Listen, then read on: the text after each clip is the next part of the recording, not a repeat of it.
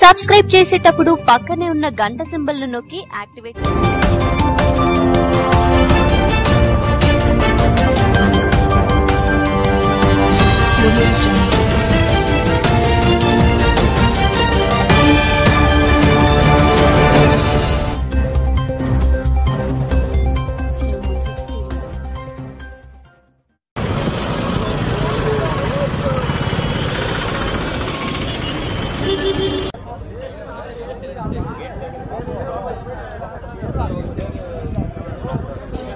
Vehicle వస్తుంది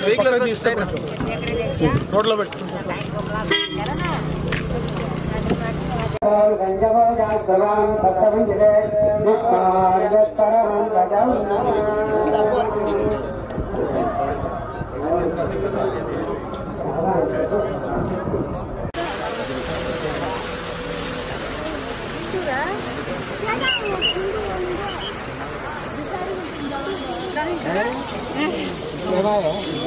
बस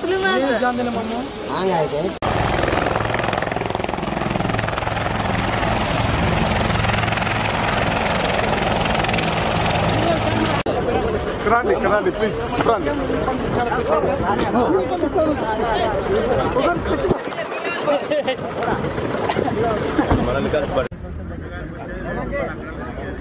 అంత సీన్ వద్దులే కానీ ఆడ వాళ్ళు రాలేదని నన్ను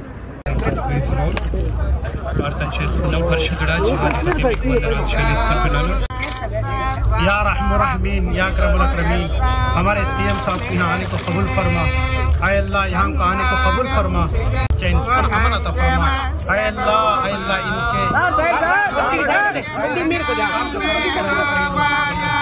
अता फरमा आय अल्लाह हमारे सीएम साहब की उम्र दराज फरमा या अल्लाह इनकी उम्र में बरकत नसीब फरमा या अल्लाह इनके जरिए आंध्र प्रदेश को तरक्की अता फरमा या अल्लाह आइंदा भी इनके लिए खिदमत का जरिया बना या अल्लाह इन्हें आफात से बलिया से వాడుకుంటున్న విధానాన్ని బట్టి వందనాలు చెల్లిస్తున్నాను ఇంకా ఉన్నతమైన కార్యక్రమాలు ఈ ఆంధ్రప్రదేశ్ గ్రామంలో చేయనట్టుగా నా ప్రభువా ఆంధ్రప్రదేశ్ లో ఉన్నతంగా జరుగునట్టుగా మీరే కృపను దయచేయమని మేము ఎన్నైనా నా తండ్రి ప్రభువా న్యాయంలో నా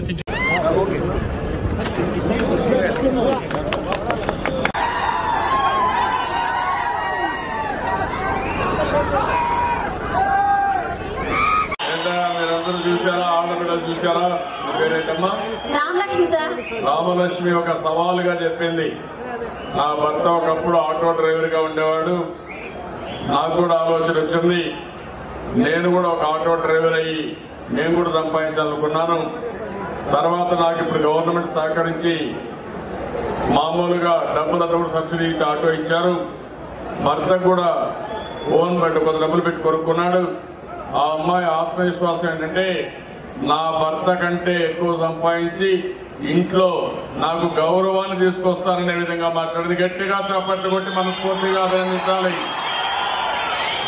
ఇది ఒక స్ఫూర్తి కావాలి భార్య భర్త ఇద్దరు కలిసి పనిచేయాలి ఒక మాటలో చెప్పాలంటే పోటీ పడి ఆదాయాన్ని సంపాదించే మార్గాన్ని చూడాలి ఈరోజు మా ఆడబిడ్డలు తెలివితేటల్లో ఎవరికంటే తక్కువ కాదు అదే సమయంలో మగవారి కంటే కూడా ఎక్కువ తెలివితేటలు ఉపయోగించి ముందుకు పోయే శక్తి సామర్థ్యం మా ఆడబిడ్డలకు ఉందని మరొక్కసారి తెలియజేసుకుంటూ మేము కూడా ప్రతి ఒక్క ఆడబిడ్డ చెప్పాలి గట్టిగా చెప్పండి కూడా చెప్పాలి మేము కూడా మా భర్త కంటే ఎక్కువ సంపాదిస్తామని పంచాయతీ శ్రీహరిపురం గ్రామం బడిముద్దల ముత్యాలమ్మ ఆ తల్లి నీళ్లు ఇస్తే మామూలుగా మీరు డబ్బులు వస్తే మళ్ళా మీరు ఆలోచించిన గురించి కూడా మర్చిపోతా ఉంటారు అప్పుడప్పుడు కానీ ఆ తల్లి గుర్తుపెట్టుకుని నువ్వు కష్టపడుతున్నావు అమరావతి కడుతున్నావు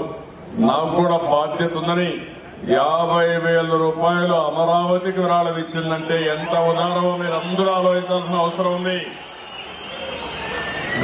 అందులో కూడా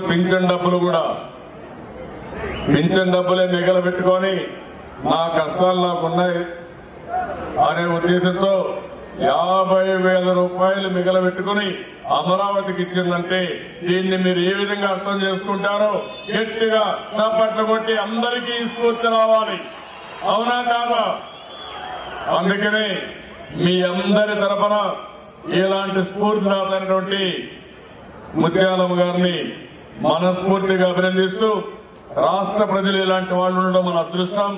ఇది ఒక స్ఫూర్తిదాయకం. నేను ముఖ్యమంత్రిగా ఉన్నా ఇలాంటి మంచి మనసున్న వ్యక్తులకి ఆశీర్వాదాలు తీసుకోవాల్సిన అవసరం ఉంది.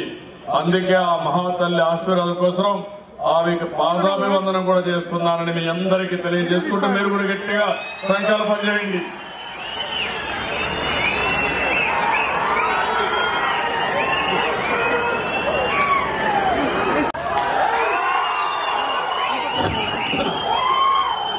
అదే సమయంలో నేను ఈరోజు ఆలోచించేది మళ్ళీ మంచి అభ్యర్థులు పెట్టుకుని నేను 1924 ఆలోచిస్తున్నాను. ఎవరెవరిని ఎక్కడెక్కడ పెట్టుకోవాలి, ఎమ్మెల్యేలుగా ఎవరుండాలి, ఎంపీలుగా ఎవరుండాలి, జిల్లా పరిషత్ చైర్మన్లుగా ఎవరుండాలో అన్ని ఆలోచిస్తున్నాను. రైట్ మ్యాన్ రైట్ పొజిషన్ లో పెట్టుకోవడానికి నేను చర్యలు తీసుకుంటున్నాను. నేను ఈ నిర్ణయం ఏ నిర్ణయాలు చేస్తున్నానో మీరందరూ కూడా ఆలోచించి మళ్ళా మనందరి అభివృద్ధి కోసం, ఈ రాష్ట్ర అభివృద్ధి కోసం ఏక కంఠంతో ముందుకొచ్చి అందరినీ గెలిపించే బాధ్యత మీరు తీసుకోవాలని మిమ్మల్ని అందరినీ కోరుతున్నా. చేస్తారా అని అడుగుతున్నాను. తమ్ముళ్ళు ఆడబిడ్డలందరూ కూడా ఇప్పటి నుంచి మీరు రాష్ట్రంలో ఉండే ప్రజలందరూ వాస్తవంగా మాట్లాడాలి. ఎవరైనా రైతులకి సహాయం చేశారని అడుగుతున్నా. మళ్ళీ ఆలోచిస్తున్నా. ఇప్పటి వరకు చేసిన సహాయమే కాకుండా భవిష్యత్తులో వ్యవసాయం లాభసాటిగా ఎట్టు తయారు చేయాలి. ఈరోజు దేశంలో 2.4% అభివృద్ధి అయింది వ్యవసాయంలో. మంది 11%, 5 రెట్లు ఎక్కువ అభివృద్ధి చేశాం. ఇంకో పక్క తెలంగాణ ప్రభుత్వాన్ని చూస్తే 0.2%, అంటే వాళ్ళకంటే 50 రెట్లు ఎక్కువ వ్యవసాయంలో అభివృద్ధి అయ్యాం. నేను ఆలోచించేది ప్రజలకు అందుబాటులో ఉండాలి, రైతులకు న్యాయం జరగాలి. అలాంటి కార్యక్రమాలు చేసి ఈ రోజు ఎవ్వరికి ఇబ్బంది లేకుండా చేసే కార్యక్రమాలకు శ్రీకారం చుట్టాం. తొందరలో మళ్లీ ఖరీఫ్ గురించి ఆలోచిస్తున్నాను. రైతులకు ఏం చేస్తే రైతులు ఇంకా మెరుగైన ఆదాయం సంపాదిస్తారు, ఒక రైతు కుటుంబంలో పుట్టిన నేను అనునిత్యం ఆలోచిస్తున్నానని రైతులందరికీ హామీ ఇస్తున్నా. దానికి కూడా శ్రీకారం చుడతాం. దేశ స్థాయిలో అన్ని రాజకీయ పార్టీలతో కలిసి ఒక కామన్ మినిమం ప్రోగ్రామ్ ఇచ్చి దేశ స్థాయిలో ఏం చేయగలుగుతాం, రాష్ట్ర స్థాయిలో ఏం చేయగలుగుతామో ఆలోచిస్తాం. ఎన్డీఏ హయాంలో రైతులకు తీవ్రమైన నష్టం జరిగింది, పేదవాళ్ళందరికీ అన్యాయం జరిగింది, వ్యవస్థలన్నీ కుప్పగూలిపోయినాయి. అందుకే మీరందరూ ఆలోచించుకోవాల్సింది ఇలాంటి ఎన్డీఏ పోవాలి. ఎన్డీఏకు అండగా ఉండి వైఎస్ఆర్ కాంగ్రెస్ కానీ టీఆర్ఎస్ లాంటి పార్టీల పట్ల మనం అప్రమత్తంగా ఉండాలి. అప్పుడే మనకు న్యాయం జరుగుతుంది. ఆ న్యాయం చేయడం కోసమే మీరందరూ కూడా పూర్తిగా తెలుగుదేశం పార్టీకి సహకరించవలసిందిగా మరొక్కసారి కోరుకుంటూ, ఈ చెర్లోపల్లి మీటింగు నా జీవితంలో ఎప్పుడూ మర్చిపోలేను. రిజర్వాయర్ పక్కన మీటింగు, బ్రహ్మాండమైన మీటింగు. అందుకే మీరందరూ కూడా పూర్తిగా సహకరిస్తారని ఆశిస్తూ అందరికీ నమస్కారాలు. జై హింద్, జై జన్మభూమి. ఇది మానవత్వం అవునా కాదా అని మిమ్మల్ని అడుగుతున్నా. అవును అంటే గట్టిగా చప్పట్లు కొట్టి అభినందించండి.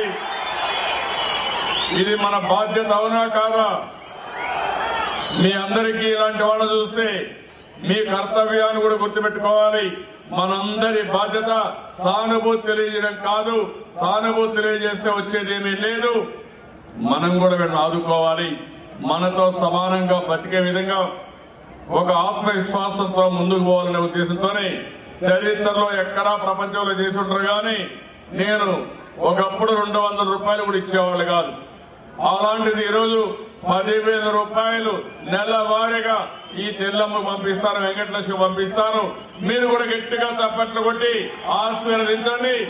భవిష్యత్తులో మీరు కూడా ఎక్కడికక్కడ ఎవరైనా బాధల్లో ఉంటే, కష్టాల్లో ఉంటే వాళ్ళని ఆదుకునే విధంగా మీరు కూడా సానుభూతి తెలియజేయడం కాదు, బాధ్యతతో ప్రవర్తించాలని మరొక్కసారి కోరుకుంటూ చేస్తారని చెప్పి ఆశిస్తూ, వెంకటలక్ష్మికి మనందరం తోడున్నాం. ఇలాంటి చెల్లెమ్మలకు తోడుగా ఉండాలనే ఉద్దేశంతోనే నేను ఈ కార్యక్రమానికి శ్రీకారం చుట్టాను. ఆ అమ్మాయిని మనస్ఫూర్తిగా మీ అందరి తరపున అభినందిస్తూ ఆశీర్వదిస్తున్నాను. Thank you. ఓకే మధ్యలమ్మా,